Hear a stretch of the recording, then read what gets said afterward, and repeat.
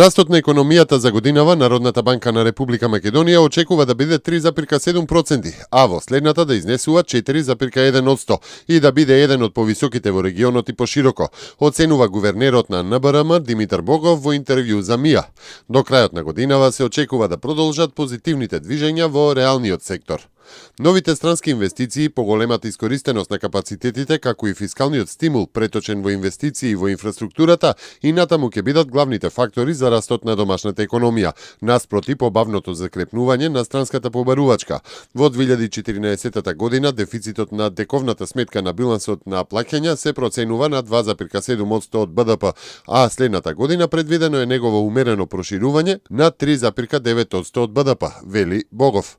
Богов додава дека во услови кога глобалното закрепнување и особено закрепнувањето на европската економија се уште се смета за доста кревко, за македонската економија се очекува дека ќе оствари повторно релативно висока стапка на раст при вакво опкружување, како и на тамошно умерено забрзување на растот, главно воден од домашните двигатели на растот.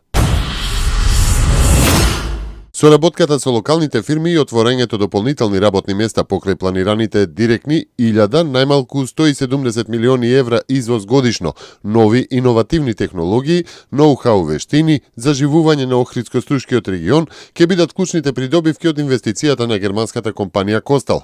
Според директорот на дирекцијата за технолошки индустријски развојни зони Виктор Мизо, ова капитално, но и трудоинтензивно вложување на светскиот лидер за електронски компоненти во автомобилската индустрија, кој за 6 години треба да надмине 70 милиони евра, ќе биде позитивна инјекција за имиџот на Македонија. Присуството на Костал може директно да биде поттик за други компании кои досега од неразлични причини не ја разгледувале земјава како потенцијално место за инвестиции, оцени Мизо.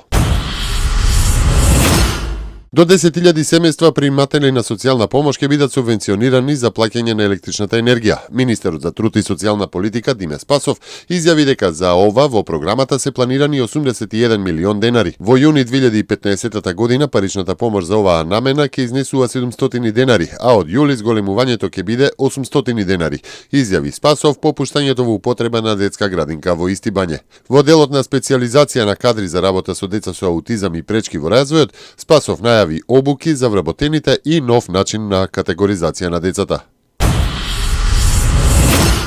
Во предградијата на Сент Луис продолжуваат протестите поради убиството на афроамериканец кој во вторникот беше убиен од полицаец.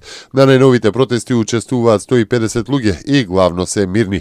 Само во еден момент речиси дојде до инцидент кога полицаец спречи лобит на неколку мина да ограбат продавница. Најмалку 2 лица се приведени. По инцидентот во вторникот избија нереди во кои 20 полицајци се повредени, а 4 лица уапсени, откако група од 200 до 300 луѓе фрлале со камења и факели врз 50 полицајци кои дошле на местото, соопшти полицијата на округот Сент Луис.